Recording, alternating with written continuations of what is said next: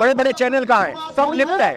अगर कोई दंगा होता है तो ये आगजनी होती है, ये कवर करने के लिए हजारों मीडिया पहुंच जाएगी। लेकिन आज जवान इस जमीन पे बैठा है, उसकी आवाज सुनने के लिए ये बराबर में पार्लियामेंट में क्या कोई सुन नहीं रहा? सब सुन रहे हैं। अगर करीब करीब 2.25 करोड़ जो गवर्नमेंट एम्प्लॉय है वो चिल्ला रहे हैं, उनके घर में भी 5 वोटर होंगे तो 10 करोड़ उनका वोटर है। अगर ये 28-30 लाख की बात करें तो 4 लोग भी हुए तो 2.25 करोड़ ये वोटर है। तो क्या सरकार को आज के वक्त में इस लोकतंत्र में जिसको वोट का डर लगना चाहिए था, डर लग रहा है उसका? वादा तो हर सरकार कर देती है, वादा तो मोदी जी भी करके आए थे। आज रोड पे जवान हमारे पसीना बहा रहे हैं, नौकरी भी करी, बॉर्डर पे भी रक्षा करी, देश की सेवा भी करी, और अपने रिटायरमेंट के बाद जब चैन और सुकून की जिंदगी जीने का वक्त आया बच्चों के साथ में, तो अपने बुढ़ापे में पेंशन की लीला में। ये दुर्भाग्य है हमारे। बहुत नमस्कार। 20 फरवरी से पूर्व फौजी हैं जंतर मंतर पे धरना दे रहे हैं। एक मांग है कि OROP में संशोधन के लिए यहाँ बैठे हुए हैं। आज यहाँ पे हजारों के तादाद में पूर्व फौजी इकट्ठे हुए हैं और अभी भी वही मांग है। इस दरमियान इनको कोई पूछने तक नहीं आया। कहाँ से आए आप, पहले ये बताइए? मैं वसुंधरा गाजियाबाद से आया हूँ, एक्स इंडियन नेवी परमानंद हूँ। और आज हमें बहुत दुख होता है, जब ये OROP मुहिम शुरू हुई थी, मेजर जनरल जोगिंदर सिंह जी के साथ 95% जवान हमारे बैठे थे, 5% अफसर हुआ करते थे। लेकिन आज जो सरकार ने ये जजमेंट दिया जवानों के हक में, वो 95% अफसरों को दिया, 5% जवानों को दिया, जो कि बहुत अनजस्टिफाई है। और ये दशा सैनिक की है जो 90 साल के अपने अमर 100 साल तक वो देश की भावना को जिंदा रखते हुए देश के लिए समर्पित है। लेकिन आज दुख होता है इस तरीके से हमारे रोड में है। कोई विश्व में ऐसी कंट्री नहीं है जहां जवानों की ये दशा होती है कि आज इस तरीके से हमको रोड पे। सवाल ये है कि जिस फौजी को लेकर के मौजूदा सरकार, खास करके मैं मोदी जी की बात करूं, तो फौजी को भी कई बार राजनीति में इस्तेमाल कर जाते हैं वोट के लिए। आज वही जवान हमारे यहाँ पे 20 फरवरी को यहाँ पे बैठे थे धरना पे जवान, और तब से आज तक में कोई इवन ये तक जानने की कोशिश नहीं कर रहा है कि आखिर आप लोग बैठे हो, होगा या नहीं होगा, या कर रहा हूँ कमेटी बन रहा है, हो रहा है, ये तो चल रहा है, लेकिन एक कॉन्क्रीट डिसीजन कहाँ कोई लेता रहा। इसका कारण यह है, देखिए, आज तक जवानों की एसोसिएशन नहीं थी।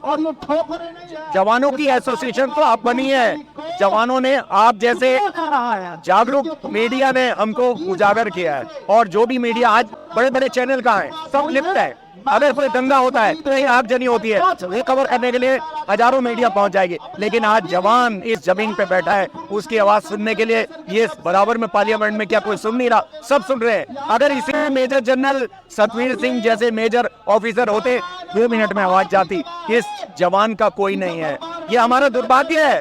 और हम सरकार से आग्रह करते हैं, हम सबकी आवाज को विनम्र प्रार्थना से सुन लीजिए। देखिए, हम अनुशासन में रहने वाले एक सैनिक है। अरे मैं आपको जानना चाहूँगा कि जिस तरह से मोदी की राष्ट्रवाद की बात करते हैं, आप लोगों से बड़ा राष्ट्रवादी कौन होगा? लेकिन जब आप लोग बैठे हुए हैं तो आखिर सुना क्यों नहीं जा रहा? हम तो अपने देश के लिए कुर्बान हो जाते हैं। मैं जिंदा हूँ। मेरा डिस्ट्रिक्ट तो महेंद्रगढ़ है, और रेवाड़ी के अंदर मोदी जी ने ये कहा था 1 लाख पेंशन आपको एक मुश्त दिया जाएगा। अबे हमारी सुनाई नहीं करेगा, तो हमारा प्रधानमंत्री थोड़ी है। फोन दिया, आप बताओ, हमारा प्रधानमंत्री होगा तो हमारी सुनाई करेगा? प्रधानमंत्री क्या हुआ? प्रधानमंत्री तो आपको याद होगा पुलवामा का, हमारे जवानों की मौतें हुई, उसमें कई सवाल है जो आज भी अफसोस है। चाहे हम एयरलिफ्ट की बात करें, चाहे हम इतना बड़ा काफिला प्रोटोकॉल के अगेंस्ट कैसे जा रहा था, गाड़ियां कैसे सिर्फ इतना कहना चाहता हूँ कि जान तो जवानों की गई ना, उन्हीं जवानों की फोटो लगा के उनको मांग लिया गया। आज हमारे, आप बेशक रिटायर्ड है, लेकिन देश की सेवा तो आपने करी है ना, तो सुना क्यों नहीं आ रहा? जो नहीं सुना जा रहा है तो देखो, मोदी जी का एक तरफा राज हो गया। Thank you. अभी अब आप लोग मीडिया के हो, मीडिया के तो आदमी है। हमारी जो भी खबर है 1 लाख पेंशन हमें दी जाए, अगर आप पूछ आओगे तो हमें मिलेगी। अगर आप, ये मैं बता रहा हूँ, अगर आगे आप नहीं पूछाओगे तो हमारे को क्या मिलेगा? हमारे को कुछ नहीं मिलेगा। मोदी जी तो ऐसा कर दिया, आगे फौज को भी बेच दिया। आपकी मेहनत रंग ला रही है। फौज भी खत्म कर दी, हमारे बच्चे सिविल में नहीं लगते थे चला रहे हैं तो फौज में लग दिया करते, अपने गुजारा करते थे। अब उसने वो भी 4 साल की कर दी, 4 साल के बाद क्या करेगा? उसकी शादी भी हो जाएगी, उसके बाद शादी भी छूट जाएगी, वो तो बर्बाद हो जाएगा। काफी डराने धमकाने। मुझे एक चीज बताइए कि इस देश में खास करके निकला था डिवाइड एंड रूल तो बहुत पहले से चल रहा है, लेकिन मौजूदा वक्त में डिवाइड एंड रूल का बहुत बड़ा हथियार बना के राजनीति की जा रही है। अब जिनको ओआरओपी का बेनिफिट सारा मिल गया वो चुप बैठे हैं। 95% जो जवान फौज में है वो आज भी रोड पे आप जैसे आवाज लगा रहे हैं। तो ये जो जिनको मिला, लेकिन ओआरओपी का जो आंदोलन हुआ था उसमें सबसे बड़ा हाथ तो आप जवानों का था। अगर आप जवान नहीं होते तो इतना बड़ा आंदोलन खड़ा नहीं होता, नंबर 1। नंबर 2, 2014 से पहले वही मीडिया आपकी आवाज सबकी दिखाती थी तो एक प्रेशर क्रिएट होता था। आज के वक्त में एक भी मीडिया आपको दिखा दे तो बताओ तो प्रेशर बनेगा कहाँ से? क्वेश्चन मेरा ये है, डिवाइड एंड रूल में तो आपके अंदर में भी खड़ा कर दिया गया है कि आप चिल्लाते रहो, आपके साथ ही चिल्लाएंगे नहीं। हमारे प्रधानमंत्री जी को ये भी पता है एक्स सर्विसमैन और जो फौजी सर्विस कर रहे हैं उनके कारण से आज वो गद्दी बना है और प्रधानमंत्री है।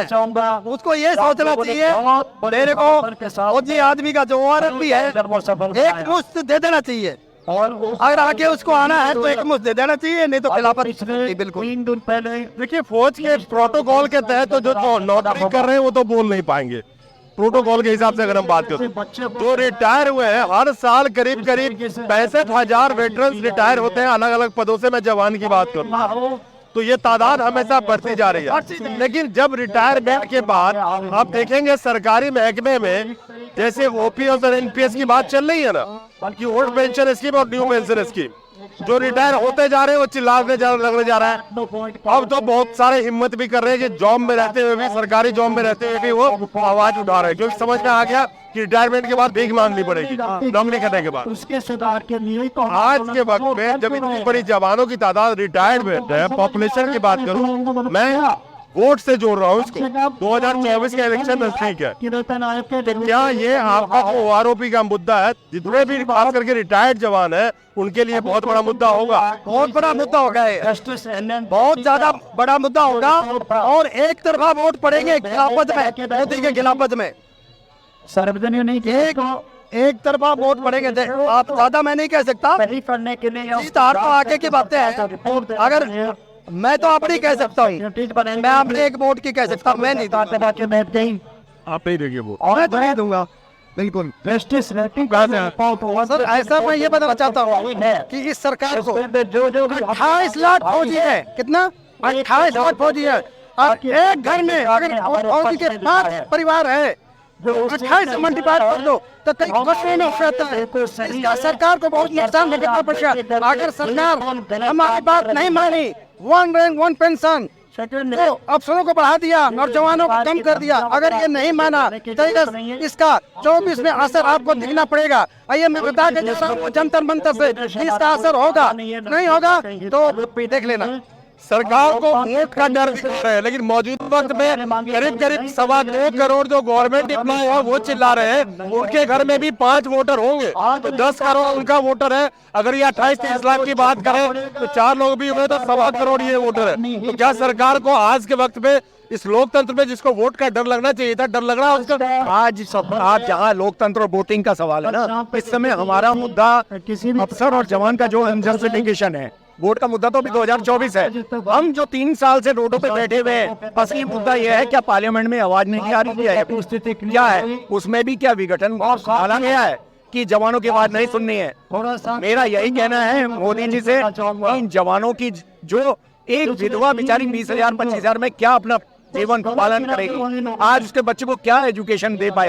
और एमएसपी, एक जवान बॉर्डर पे अफसर खड़ा रहता है उसको एमएसपी होती है और जवान को 5,000 उनको 15,000, और जबकि बॉर्डर आगे जवान खड़ा रहता है। तो ये अनजस्टिफिकेशन कई विसंगतियां हैं, उनको समय के अनुसार दूर किया जा सकता है। हमारी विनम्र प्रार्थना है इन विसंगतियों को दूर किया जाए। देखिए इस मौजूदा वक्त में जितने भी तरह के पेंशन है सब में कुछ न कुछ विसंगतियां है।